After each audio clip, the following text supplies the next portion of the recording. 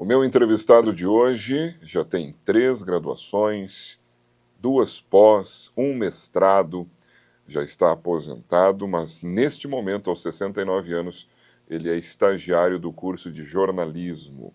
Vamos conhecer a história dessa figura impressionante logo depois da vinheta.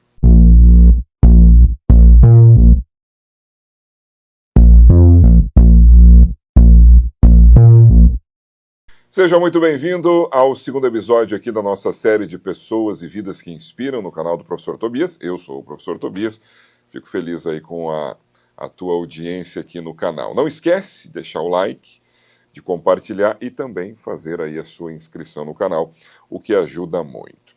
Pois é, ele tem 69 anos, 3 graduações, 2 pós, 1 mestrado, continua sendo, né? Pastor da Igreja Adventista, agora está aposentado. E nesse momento, aos 69 anos, está sendo estagiário do curso de jornalismo. É com muita alegria que eu recebo aqui no estúdio o pastor José Garcia, que atualmente é o pastor da Rádio Novo Tempo também, apesar de aposentado. Como é que explica tudo isso, pastor? Bem-vindo. Pois é uma alegria, Tobias, poder estar envolvido, né, nessa fase da vida, nesse momento tão especial aí, porque nesse ano também assinala aí eu irei completar 70 anos. 70 anos, está chegando. Chega lá, né? E essa energia toda, essa disposição vem da onde? Isso faz parte do crescimento pessoal e do envolvimento para poder ter vida, ter saúde, ter alegria, poder viver mais com felicidade. Foi planejado tudo isso, chegar aos 70 anos com tanta bagagem, tantos diplomas, ou foi algo que simplesmente aconteceu? Olha, foi acontecendo, mas desde garoto eu nasci numa cidade pequena no interior do Rio Grande do Sul, lá na fronteira do Brasil com a Argentina, chamada Itaqui. E era uma família grande, aquelas famílias antigas, era o pai, a mãe, mais 9 irmãos, então 11 pessoas, né? E então nossas irmãs nasceram primeiro, elas se tornaram professoras, naquele tempo que quem tinha o ginásio era bacharel. Sim, eram poucos que chegavam. Tocavam a nossa cabeça, olha, você tem que estudar, que tem que ser alguém na vida, tem que estudar. Quando elas viram a necessidade, falaram com os nossos pais para se mudar para Uruguaiana, para elas cursarem a faculdade. E nós fomos juntos. E ali começou então a brotar assim, o desejo de estudar. Dá para dizer que teve uma influência forte das irmãs. Teve uma influência muito forte das irmãs para nós estudarmos, elas sentavam conosco também, nos orientavam, e se tornaram todas professoras. E depois então os irmãos, porque nasceram primeiro 4 mulheres, depois 4 homens. Eu não quero ficar fazendo conta aqui, porque eu sou professor de história, né? Certo. Me dá uma data mais ou menos aproximada do seu início no mundo acadêmico dos estudos. Olha, eu nasci em 1955, né, no século passado. E então, em 65, nós fomos para Uruguaiana. Eu cursei o primário, fiz o exame de admissão ao ginásio, que naquele tempo era um vestibular, muitos trancavam ali, né? No ginásio eu estudei francês, inglês, latim e espanhol, porque era na fronteira também. Isso nos deu uma visão assim, muito legal do mundo também, né? E depois eu fiz Então esqueci na introdução de falar que, além de tudo, é poliglota. Procuramos, né? E aí, então, depois eu fiz o curso científico, muito forte na área de exatas, porque eu já trabalhava com 13, 14 anos com meu pai, que tinha comércio. Okay. E aquilo foi muito bom para desenvolver também o raciocínio lógico também e ter um amor pela matemática, que foram as primeiras graduações que eu fiz, foi nessa área. Isso lá nos anos 60, metade da década de 60. 65. Quais eram as principais dificuldades daquele período? Porque, vamos pensar aqui, 65, o Brasil estava entrando no regime militar, né, muitas inseguranças políticas, enfim. O que o senhor lembra dessa data, dessa época, melhor dizendo, né? Sim. Porque foi o início de uma trajetória interessantíssima, num momento de muita dificuldade. Sem dúvida, ali de 64 em diante, a gente via assim, uma população muito acuada, né? Os jovens não podiam sair na rua, os estudantes eram tolhidos das suas passeatas, das suas reivindicações, dos seus encontros, dos seus congressos, isso aí acabou tudo. Né? E a gente tinha um regime autoritário assim, que também influenciava muito grandemente na educação também, né? Com as suas ideologias e tal, e a gente achava que estava tudo bem naquele tempo, a gente se tornou um pouco alienado naquele tempo. O seu estudo era na área de exatas. Exato, exatamente. Tinha alguma interferência mais significativa dentro da escola, depois da universidade, ou não? Olha, eu lembro assim que eu tive muitos professores militares, né? Ok. Que eles estudavam na academia e depois que ele levaria como uma faculdade de engenharia, e eles nos davam aulas, matemática, também na área de educação física também, mas era assim muito bom porque eles eram muito bem preparados, nos transmitiam Tinha muita assim, bagagem. muita né? bagagem, a gente aprendia bem, e era muito bom, sabe? A disciplina colabora também Exatamente, com relação a isso. Isso. Depois que eu terminei o ensino médio, então, aí eu vim para Porto Alegre. Em que ano? Eu trabalhar com 1975. 75. 75. Antes de continuar, o senhor mencionou a questão de alguns aspectos políticos e tal, históricos. E a questão financeira foi um problema nesta época? Muito, muito. O interior não tinha indústria, não tinha trabalho, razão pela qual, então, eu deixo a minha família. Foi um momento difícil para minha mãe, para meus irmãos, tem aquela despedida. Eu peguei o trem, levou 3 dias para chegar de Uruguaiana a Porto Alegre. Olha Fazia só. baldeação em Santa Maria, era o trem Maria Fumaça, que e aí eu vim. E aí, então, eu fui trabalhar... como eu trabalhei com meu pai no comércio, eu fui trabalhar nas lojas Renner, em Porto Alegre. E aí eu comecei a faculdade de Direito, que eu fiz apenas 2 semestres e não continuei, porque eu queria realmente ir na área de educação e trabalhar dentro da organização adventista. O senhor já tinha vínculos com a Igreja Adventista nessa Sim. época? Era a sua fé já? Sim, ali quando garoto, houve uma conferência lá na cidade de Itaqui, e ali o pastor Roberto Rabelo foi o pregador. E aí a minha família aceitou a Jesus e foram batizados no Rio Uruguai. E logo em seguida eu também. Então quando eu vim para Porto Alegre, eu já vim com esse vínculo. Jovem já veio com a fé. Exatamente. A Igreja Central de Porto Alegre, ali na General Vitorino, ali eu dobrava ali a Casa Maçom, depois pegava ali a General Vitorino, era ali. Mas aí eu trabalhando nas lojas Renner, aí comecei a morar sozinho, em pensões e tal, me envolver com jovens não cristãos, e como diz a Bíblia, né, que as más companhias, elas corrompem os bons costumes. E aí, então, eu me afastei um pouco, não cometi coisas assim absurdas, né? Mas não seguia certinho. De tal maneira que no dia 27 de abril de 1976 aconteceu algo que marcou a minha vida para sempre. Eu entrei para trabalhar nas lojas Renner, eu trabalhava no 6º andar, naquele tempo a loja vendia de tudo, não é hoje que só roupa, vendiam móveis, eletrodomésticos e dormitórios, e eu vendia dormitórios. Né? E eu me lembro que houve um incêndio das lojas Renner, 27 de abril de 1976, e eu estava lá. E de repente eu me vi assim, dentro de um salão cheio de fumaça, tudo escuro. E eu pensei, agora, o que vai acontecer comigo? Enquanto muitos subiam e se atiravam lá embaixo e morriam espatifados, e eu resolvi descer. No 3º andar, eu parei naquela janela, uma multidão lá fora, gritando coisas que eu não entendia nada. E por alguns instantes eu pensei assim, eu vou morrer aqui. E se eu morrer aqui, eu estou perdido. E pela primeira vez há muito tempo eu fiz uma oração, dizendo, Senhor, me tira daqui. Teve uma preocupação com questões espirituais. Espirituais. Lembrei primeiramente da minha mãe, depois lembrei da oração, e lembrei do sonho também. Eu queria ser pastor. E isso vinha desde quando? Isso desde garoto. Desde garoto, tudo o resto era um meio para eu poder chegar lá. Ser professor, fazer outras faculdades e tal, mas eu queria ser naquele espacinho de tempo, o sonho tinha ficado um pouquinho de lado. Tinha ficado adormecido. E aí então Deus me tirou dali. Ele disse, desce, e eu continuei descendo. E quando eu saí lá na calçada, eu olhei para trás, 2 minutos e eu não estaria aqui. Aquela janela que eu estava se rompeu de alto a baixo. E eu vi aquilo ali despencando com chamas de fogo. E ali morreram em torno de 61 pessoas e mais de 40 ficaram feridos. E eu me salvei. Eu sou sobrevivente do Renner, graças a Deus. Uma das principais tragédias. E aí então eu fui morar com a minha irmã em Novo Hamburgo. E aí ela, com muito carinho, me levou para a igreja de novo, me apresentou aos jovens, comecei a me envolver com jovens, com esporte. E aí eu entrei na Unicinos, na faculdade de Ciências Físicas e Biológicas, foi a primeira faculdade que eu conheci. Ali de 78 em diante, 78 em diante eu comecei a fazer. E foi logo, né? Terminei essa graduação. Então essa foi a primeira concluída. Concluída. E aí logo em seguida, então, eu conheci uma moça cristã, que é a minha esposa hoje, né?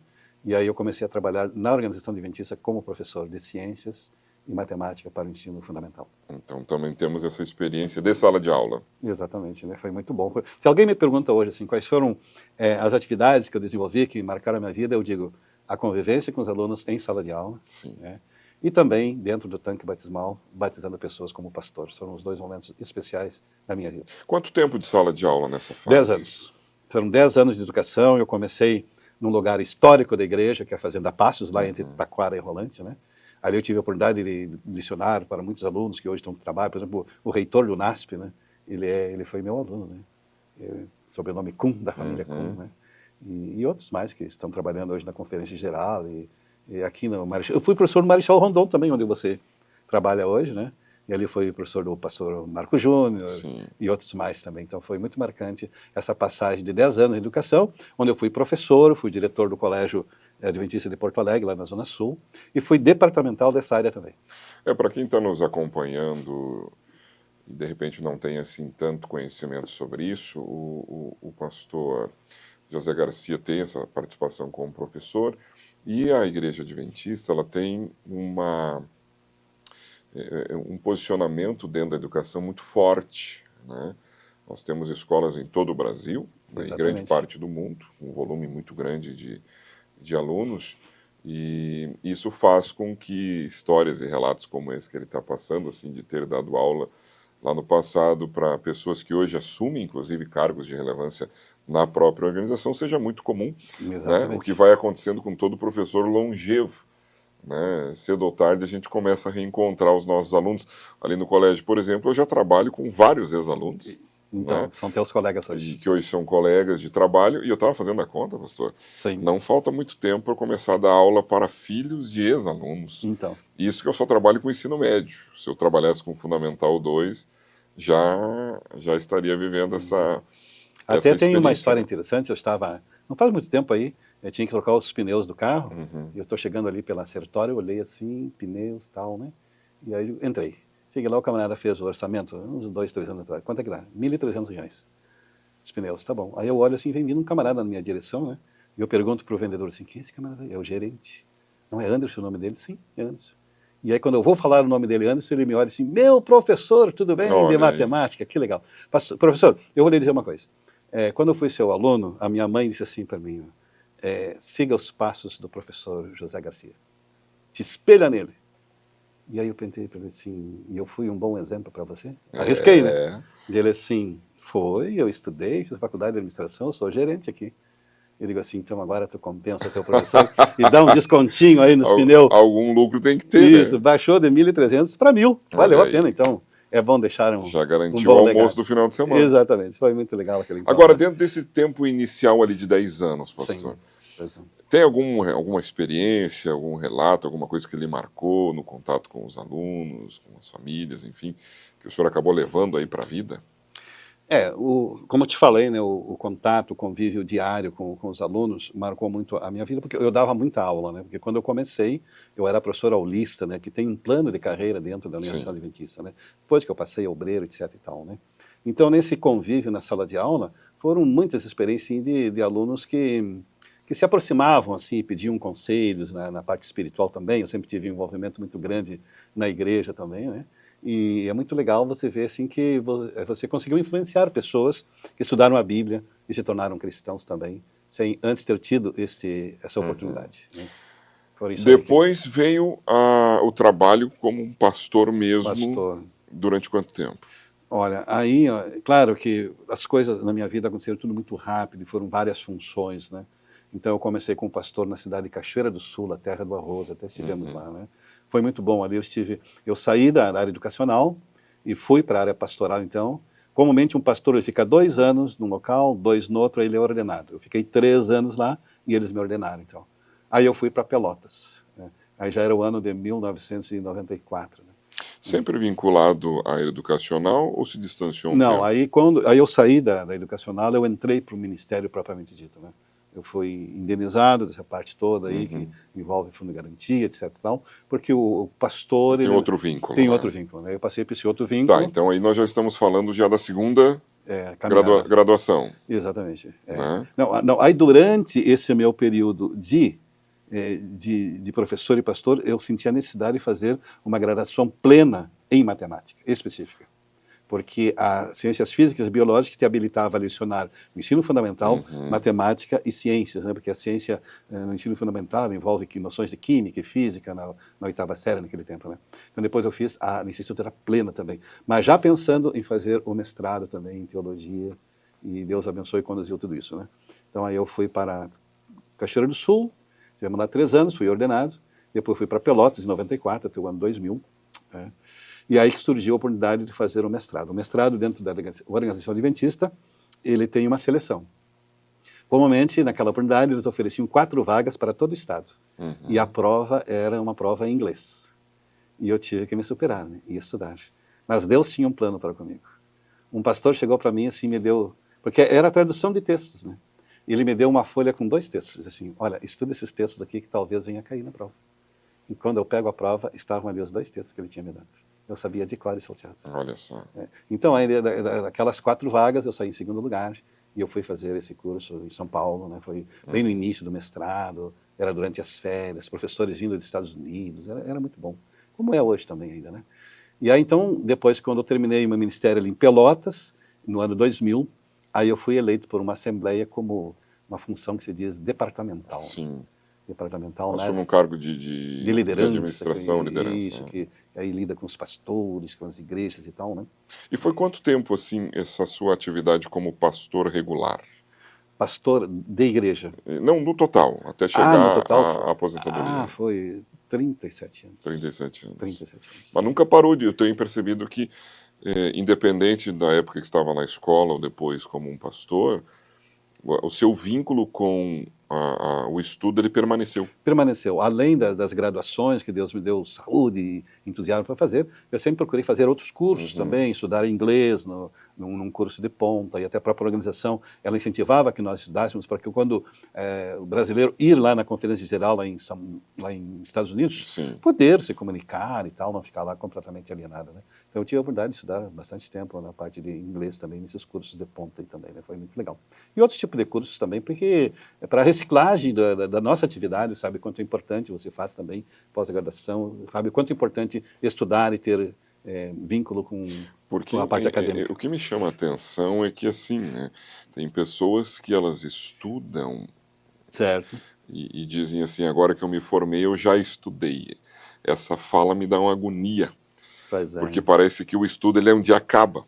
E, na verdade, claro, a sua experiência de vida está mostrando aqui para mim que nunca acaba. Exato. Né? Agora, eu procurei fazer assim, cursos que eu pudesse assim, aplicar no meu trabalho. Por exemplo, o primeiro pós-graduação que eu fiz foi métodos e técnicas de ensino, que eu poderia aplicar em sala de aula e também na parte de treinamento na igreja adventista. Então, eu olhei essas duas coisas. Como um líder, né? Exatamente, e trabalho de conclusão eu fiz nessa área também. E depois eu fiz um outro pós-graduação que foi sobre comunicação e oratória, que é o que eu gosto de fazer nas igrejas, que é o curso de treinamento, de como fazer sermões e apresentá-los da melhor maneira possível. Que é ajudar as pessoas a falarem com mais desenvoltura, exatamente, né? Muito bom, né? Então, estamos aí. E quando foi a aposentadoria? Como é que foi esse processo de transição? Bom, aí você tem que, para tudo tem que se preparar um pouco, né? Por causa que muda a rotina, né? Você fica um pouco perdido no início, né? E eu me lembro que era para eu ser, usa-se um outro termo, né? Jubilação, né? Final do ano 2020, em plena pandemia, né? Mas aí me chamaram lá e disseram, olha, nós queremos te oferecer ficar mais um ano, você topa? Topo, fiquei mais 2021. Aí eu era para aposentar com 65 anos, eu aposentei com 66. Eu fiquei mais um ano, desfrutei, fiz o meu melhor lá, foi muito legal. E aí então depois, nesse período, eu tinha que providenciar um local para morar. Porque enquanto você está na ativa, tem um programa de carreira suporte, e tal, que você tem auxílios para moradia, etc e tal, que faz parte. O pastor, ele muda muito de cidade para cidade. E aí então nós conseguimos comprar um imóvel em Gravataí. E a minha esposa, que atua na área de educação, trabalha lá no Colégio de Gravataí, que hoje também está um gigante, né? Facilitou. E aí facilitou, então ela continua trabalhando lá o tempo que ela quiser, e nós moramos lá, então... Agora me fala uma coisa, como foi trabalhar a mente, as emoções, em uma vida tão ativa, né, de 37 anos de trabalho para a mesma organização, certo, e ter que chegar um momento e dizer assim, ó, a partir do ano que vem, não vai ter mais essa retomada, né? E de novo aqui, aproveito para explicar e contextualizar, né? A vida de um pastor adventista, ela é muito dinâmica, ainda mais como líder, mas não só, pastor também de igreja, tem muita coisa, sempre acontecendo, muitos eventos, a própria rotina da igreja, ela é muito... ela é muito forte no sentido de que tem muita coisa para cuidar, né? É verdade. E isso preenche a vida de qualquer um, né? Como qualquer outro trabalhador, né? Sim. Na escola, por exemplo, quem é professor, que é o meu caso, eu não sei, por exemplo, que é ter tempo livre. para a gente gravar aqui esse nosso encontro, tem que ser feita uma série de ajustes, né, Claro. de calendário. Olha, deu certo, eu tive que abrir mão de um outro compromisso que teria para agora, para a gente conseguir encaixar, o senhor fez também. Então, assim, eu não sei o que é não ter o que fazer. Então, Mas como foi para a sua mente, tão inquieta, tão produtiva, tão atuante, o momento em que você assim, agora José Garcia, agora é hora de dar tchau. pois é, olha, como pastor você faz muitas atividades, né? Parte administrativa. Nos últimos anos, eu tive a oportunidade de, juntamente com os irmãos, construir muitas igrejas também, foi muito bom, depois fazer série de conferências e tal, né? E aí vem a jubilação, você se programa para você continuar sendo ativo e envolvido. Claro que agora, assim, de uma forma mais seletiva, né? Não com o mesmo pique que tinha antes, Claro. mas sempre se envolvendo. E Isso, quando você tem um Por envolvimento... que essa preocupação em fazer a aposentadoria, mas não parar completamente? Ah, mas isso é vida, isso é saúde, né? E aí eu tenho tido essa oportunidade, né? Por exemplo, esse ano eu tive o privilégio de fazer a programação de evangelismo da Semana Santa na Igreja Central de Novo Hamburgo. Uma igreja de 1000 membros, 2 cultos, lotada todas as noites, coral jovem cantando, Betinho lá animado, né? Então foi muito bom para mim também.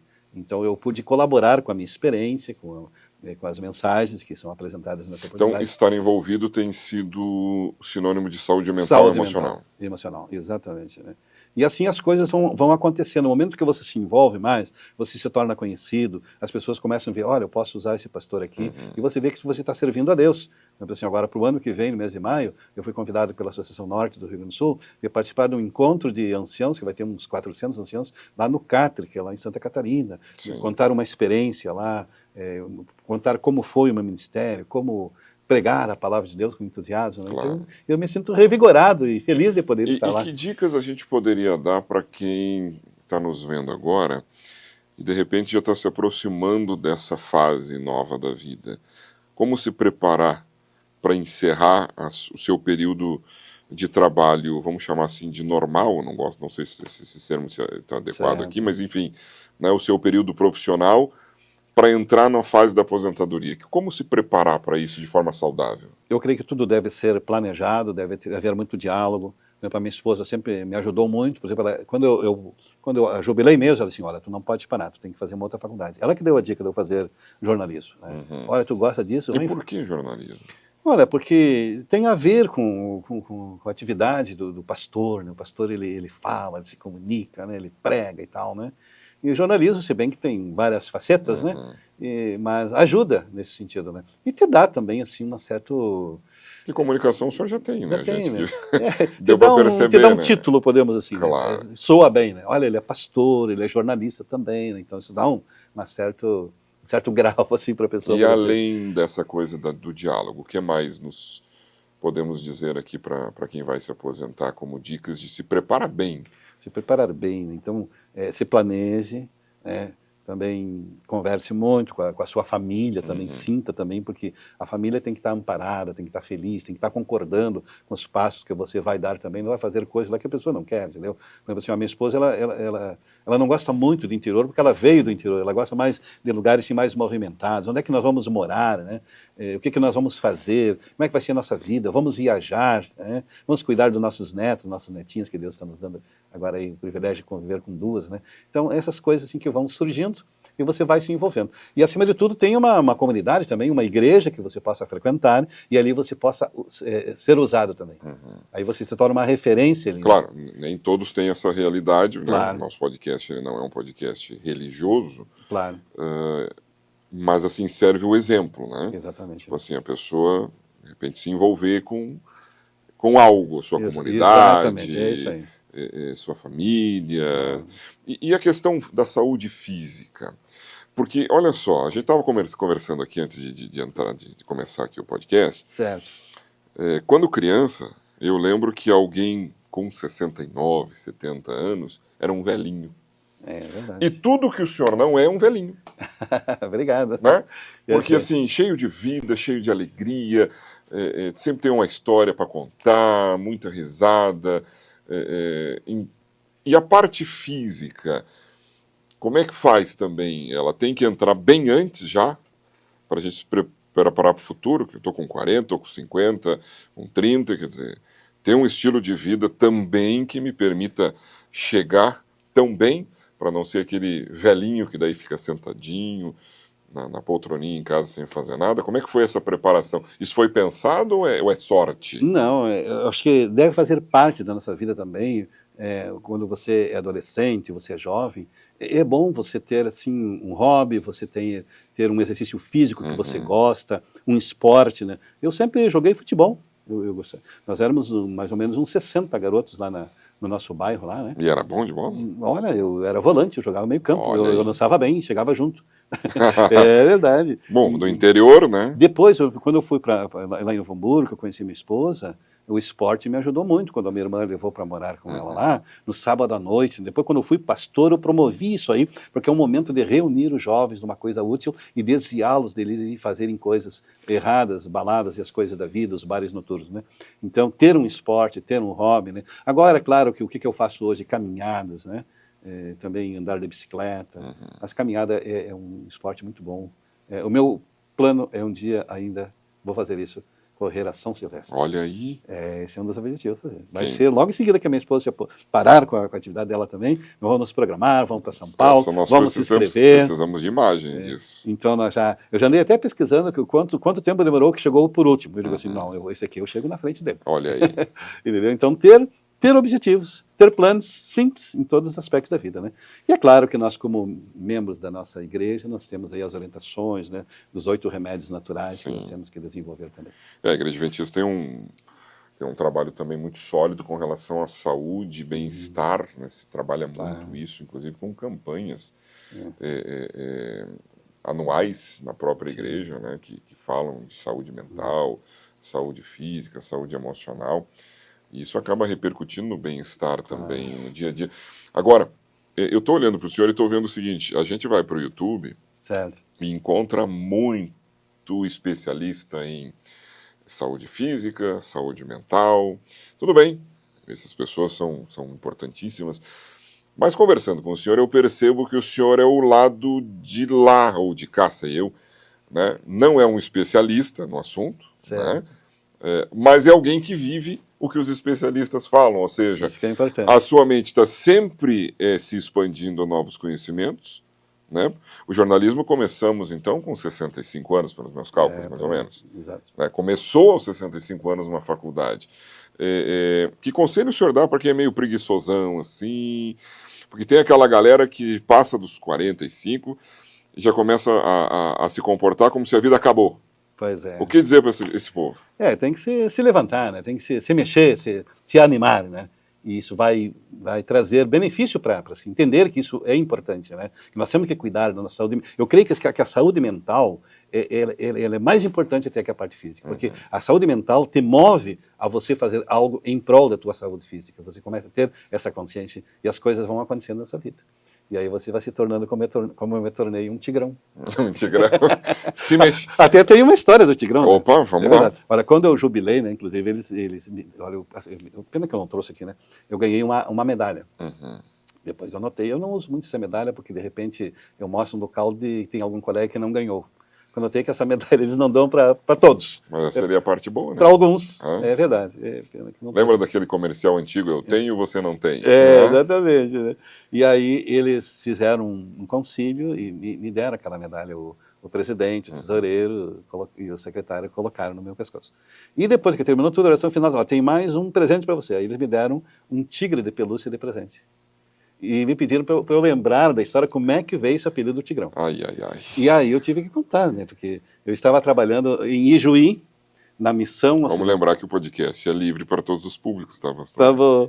Então posso contar, então. Pode contar? Posso contar. Então, tá. Então aí havia um pastor que era líder da área de colportagem, que são os nossos irmãos e irmãs que trabalham vendendo nossa literatura, e que eles fazem os concílios também para motivá-los, para reciclar, para dar uma paradinha lá e tal, né?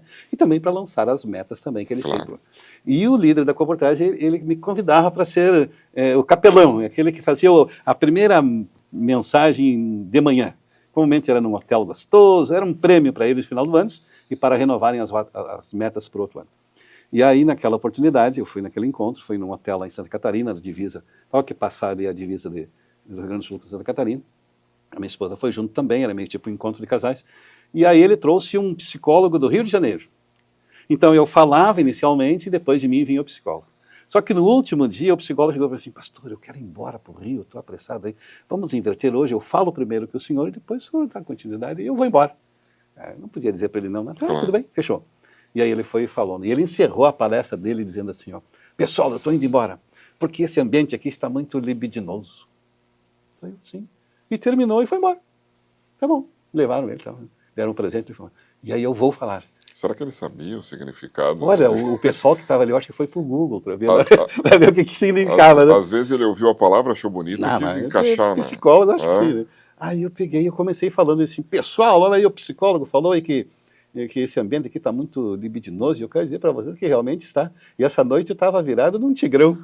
Pronto. Pronto, pegou o apelido Tigrão. Onde eu ia, tá chegando aí o Tigrão. Aquele pessoal daquele tempo se lembra ainda desse mas é inesquecível. Inesquecível, né? O Tigrão. Ficou aí. Inclusive para nós aqui no estúdio, a partir de agora. Inclusive, eu acho que vamos fazer um recorte, né? Vamos fazer um recorte. O Bruno está na central técnica aqui, ele já está me acenando ali, concordando. Agora, pastor, o senhor é sempre muito alegre, né? Inclusive, atualmente está atuando no microfone, né, da Rádio Novo Tempo todas as manhãs. Esse privilégio. Hein? Como é que o senhor lida com a tristeza? Olha, eu procuro pensar em coisas boas. Eu procuro ler a Bíblia, eu procuro me fixar em textos da Bíblia que me motivam, né? Eu tenho textos bíblicos que são fantásticos, né? E tenho uma vida regular de oração, sabe? Eu vi uma certa vez uma história e contei para minha esposa. E o senhor realmente atribui esse estilo de vida saudável a essas práticas religiosas? Sim, porque a Bíblia diz que o coração alegre serve de bom remédio. O espírito abatido faz secar os ossos. Então, quando a gente busca Deus, mesmo momentos difíceis, de provações, de dificuldades, que todos nós passamos, aí que temos que buscar a Deus, e Ele nos levanta, né? É como aquela frase que eu vi lá de uma médica que disse que se a vida te colocou no banco do sofrimento, não fique sentado, se levante e vá em frente. E é isso que eu procuro fazer. Buscando a Deus, orando, as coisas passam, tudo melhor. É como diz a Bíblia, o choro pode vir pela noite, mas a alegria, ela vem pela manhã. Isso interessante, né? Encontrar alguém com um otimismo sólido assim, né? Sempre, porque normalmente as pessoas elas vivem uma montanha-russa de emoções, né? A minha esposa me deu de presente um pelego. Né? Eu vindo de Uruguaiana, ela mandou parar o carro, eu vou te dar um presente, não tinha shopping nenhum, desceu ali. Presente do Tigrão. Me deu o pelego. Um pelego para o Tigrão. E aí eu coloquei lá no escritório, e é onde eu oro. Ah... E aí, quando eu estou meio estressadinho em casa, ela dizia para mim, vai pro pelego. Olha aí. Então, alguns, quem sabe, estão precisando de um peleguinho na sua vida, viu? Para orar a Deus. E é onde eu oro ali, em cima, ajoelhado naquele pelego. Todas as manhãs, antes de sair, gasto alguns minutos em oração, orando por todo mundo, até pelas minhas netinhas, que elas cresçam no caminho do Senhor. E assim que Deus derrama as bênçãos do céu sobre nós. Outra coisa também, diante desse mundo tão agitado, é você ler a Bíblia também. Ter alguns textos que você deve gravar na sua mente, para lembrar os momentos oportunos que vão te fortalecer na sua caminhada. Agora, me fala uma coisa. Sim. Como é ser um acadêmico de jornalismo aos 65 anos? E mais, como é ser um estagiário? Essa aqui eu preciso contar aqui, olhando para a câmera, né? Foi o ano passado, né? Foi o ano passado. Ano passado, eu recebo uma mensagem no meu celular de alguém que falava de forma muito formal, né? E perdoem aqui pela redundância, forma formal ficou uma frase no podcast, né? E pedia assim, olha, eu preciso fazer um estágio nas horas complementares do curso de jornalismo. Então eu fiquei pensando assim, mas ele está indicando esse estágio para quem? Aí no final da mensagem era para ele mesmo, né? Então. E eu digo, mas olha que interessante. Temos aqui um senhor estagiário. Aliás, esse vai ser o título do podcast. Do podcast, né? Podcast. Imaginava chegar, pastor, quase aos 70 anos sendo um estagiário de jornalismo?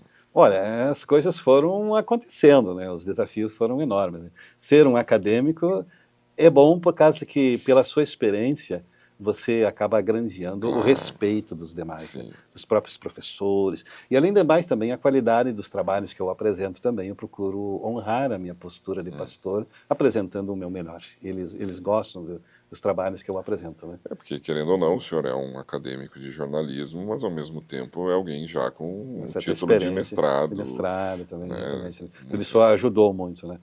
Então, tem sido muito bom, né? E eu procuro estudar bem, me preparar bem para as provas, para os desafios, para tudo que acontece dentro desse curso que está chegando ao seu final agora. Então, tem sido muito bom ser acadêmico de E qual jornalismo. será o próximo? Já está em vista, não? Pois é, eu estou pensando ainda no que nós vamos fazer, né? Acho que nós vamos fazer mais alguns pós-graduação que são menores, né? Uma graduação ela é muito longa, né? E tem seus trabalhos de conclusão, eu estou fazendo o meu agora, né? Então, eu pretendo continuar estudando, talvez na área de... Eu tenho um filho, eu tenho 2 filhos. Eu tenho uma filha casada, que mora em Bento Gonçalves, ela é arquiteta, né? Puxou aí o lado das exatas do pai ali, né? E nos deu 2 netas, uma com 4 anos e outra que está com 3 meses. Né? Meu genro também, ele é diretor financeiro de uma empresa lá, estão bem, estão felizes, está tudo bem. E eu tenho um filho que ele é psicanalista, e eu converso muito com ele, eu noto que ele está bem preparado, ele tem me dado dicas muito preciosas nos meus cursos de comunicação e oratória, entendeu? Olha aí. E eu estou gostando desta área, então talvez eu vá enveredar para esse lado de estudar um pouquinho mais na área de psicanálise aí também, para entender melhor as pessoas, nos entender melhor ainda e cada vez servir melhor a Deus. Vamos fazer um exercício rápido aqui de imaginação, a gente já está indo para o final. Sim. Se o senhor pudesse mandar um recado para o José Garcia criança, o que o senhor diria? Avance confiando em Deus, Ele tem um plano para você, você vai ser vencedor. E já pensou em desistir em algum momento? Teve uma época da vida assim que pensou, o que eu estou fazendo? Não está valendo a pena? Chegou a passar por uma circunstância dessa, não? Não, sempre eu pensava assim, as coisas vão melhorar. Tem uma luz lá no fundo. Eu passei por momentos difíceis, o ministério, ele é uma bênção, mas ele é muito desafiador. Você se envolve com problemas das famílias que são humanamente insolúveis. Precisa de um milagre de Deus. E é nesse momento que você tem que ter fé e confiar que Deus vai abrir as portas e vai prover uma saída e uma solução. E as coisas acontecem. Isso foi sempre marcante na minha vida. Sim, o desafio de estar com outras pessoas. Exatamente, Né? estar e... Agora, desculpas comuns para quem não faz. Né? E o nosso ênfase aqui é a questão do estudo, do desenvolvimento pessoal, acadêmico. Certo. Então, desculpas comuns que a gente ouve muito assim. Não tenho tempo. É verdade. É caro, e não é nenhuma desculpa, é verdade. É verdade. Né? Não consigo, não sou inteligente o suficiente e tudo mais. Como o senhor lidou com isso ao longo da vida? Olha, a maneira como a minha família foi estruturada já desde o início, né, nos motivou assim que o caminho era aquele. Você quer crescer na sua vida, você quer ser um instrumento nas mãos de Deus, você quer ser uma pessoa vitoriosa, estude, busque a Deus, tenha uma vida equilibrada, cuide da sua saúde física, mental e, acima de tudo, espiritual, e vá em frente. Né? Tenha objetivos claros e lute para alcançá-los. E Deus dá força para isso. Tudo. Vai acontecendo. Vai acontecendo. Muito bem. Passou tão rápido, né? Passou tão rápido aqui nossa conversa. Eu quero lhe agradecer por ter nos brindado com esses comentários, essas histórias aí de vida e que, olha, tomara que alguém se inspire, né? Porque a nossa série, essa playlist aqui, ela fala vidas que inspiram, né? Certo. E o nosso objetivo central aqui, além de compartilhar o seu relato, né, e acabar criando esse documento em vídeo da sua vida, ainda que resumidamente, mas quem sabe, pastor, que pessoas que estejam nos vendo agora se inspirem. Amém. Porque tem muita gente por aí agora que trancou a faculdade, não começou, né? Ou desistiu por outras razões que a vida apresenta. Né? Tomara, e aliás eu peço que a sua fala final vá nessa direção, né, de que sirva de inspiração para que quem está nos vendo agora se motive, eu vou fazer também, eu vou atrás dos meus sonhos, independente se já passou dos 50, dos 60, está aqui comigo no estúdio, um estagiário de 69 anos que vai fazer 70 nos próximos dias, né? E vem outras pela frente, que não vai parar, e isso tudo tem que servir para que alguém se mova também, pastor. É verdade, né? Há um pensamento que diz que os sonhos, eles não morrem, eles adormecem dentro de nós. E como diretor de escola, eu liderei muitas formaturas e teve um dos lemas dos alunos que me marcou, que dizia assim, ó, o segredo dos que triunfam é começar sempre de novo. Olha só. Então, se você parou, se você tem sonhos, estacionou, comece de novo. Levante e vá para frente. Deus vai dar força para você. Sabedoria, saúde e entusiasmo também. E crise sempre tivemos, né? Sempre tivemos e sempre Aliás, haverá eu de estava ter. pensando aqui do seu início de trajetória, foi um início num país em crise, de superinflação, Exatamente. de incertezas políticas, e ao mesmo tempo as conquistas foram acontecendo. Exato.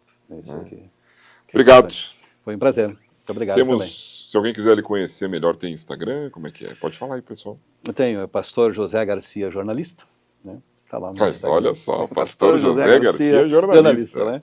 Pode me encontrar lá no Instagram, tem ali todo o histórico ali à disposição também. Que maravilha. Obrigado. Foi um prazer. Foi uma honra para nós aqui recebê-lo no estúdio. Para mim também. Muito obrigado. Obrigado a você que nos acompanhou. Não esquece do like, né? Não esquece de compartilhar, se inscrever. Agradeço também aqui ao Bruno, que está na nossa central técnica, como sempre, fazendo esse trabalho técnico impecável para levar a melhor qualidade para você. Vai ficando por aqui o nosso segundo episódio aqui da série de podcasts sobre vidas que inspiram, e a gente se encontra na próxima. Tchau!